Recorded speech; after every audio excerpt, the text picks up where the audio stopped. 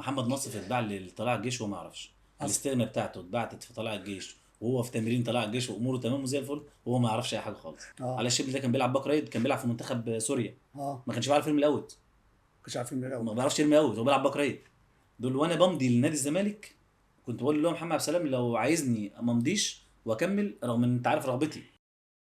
طب بالنسبه اللي كان بيتقال ان الزمالك اللاعيبه بتمشي خلال فتره مرتضى منصور، ان اللاعب ممكن يروح نادي تاني من غير ما هو يعرف، الكلام ده كان بيحصل؟ حصلت مع كتير. حصلت؟ حصلت مع محمد ناصف اتباع لطلائع الجيش وهو ما يعرفش. الاستغنى بتاعته اتبعتت في طلائع الجيش وهو في تمرين طلائع الجيش واموره تمام وزي الفل وهو ما يعرفش اي حاجه خالص. في تمرين الزمالك في تمرين يعني تمرين انا بضحك يعني بقول لك هو راح ان هو يعني كل حاجته في الجيش خلاص، بس هو الوحيد اللي ما يعرفش مين محمد ناصر. والله وراح بعدها التمرين وبتاع. كانت هتحصل معانا. تحصل معاك انت؟ كانت هتحصل معانا. كنت تروح فين؟ كنت اروح المقصه. من غير ما تعرف. من غير ما اعرف. انا قلت لهم طبعا لا، انا برضو ان انا لو اروح المقصه من خلال انا لو عايز اقعد في الزمالك كنت اقعد. خد بالك برضه انا لو عايز اقعد في الفتره دي كنت اقعد. كنتش هتروح مصر؟ ما كنتش هروح اي مكان. هقعد في النادي. لان في السنه دي حصل الامور بصراحه يعني مش هينفع ان احنا نخبي اكتر من كده زي ما بيقولوا. كانت في حاجات بتدار بشكل زي ملوش علاقه بالكوره. زي ان كان في لعيبه كانت بتيجي مصالح، يعني زي علاء الشبل ده. علاء الشبل ده كان بيلعب باك رايت، كان بيلعب في منتخب سوريا. ما كانش بيعرف يرمي الاوت. ما بيعرفش يرمي اوت، هو بيلعب باك رايت.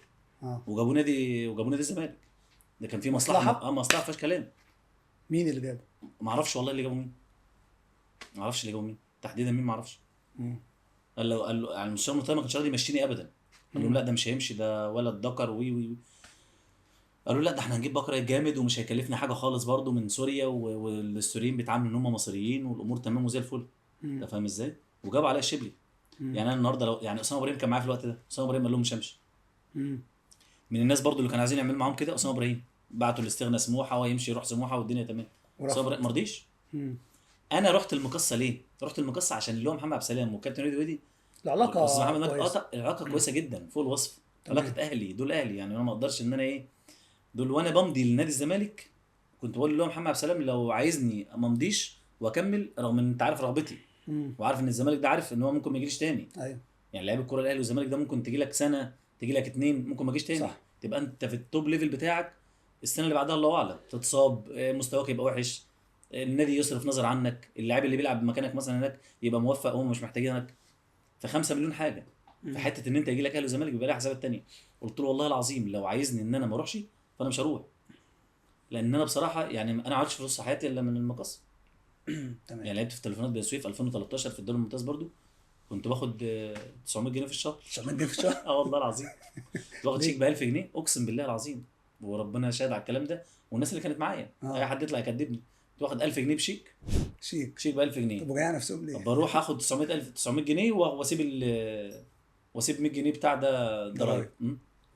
كنت بقى طبعا اتحرج اروح البنك. تاخد كام في المقصه؟ في المقصه لما مشيت من التليفونات للمقصه خدت 250,000 جنيه. يعني لا دي لعبت.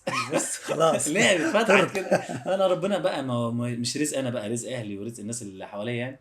انا كان عندي اختي كنت بجهزها برضو، كان رزقها يعني، ورزقها كان واسع الحمد لله والشكر لله ساعتها.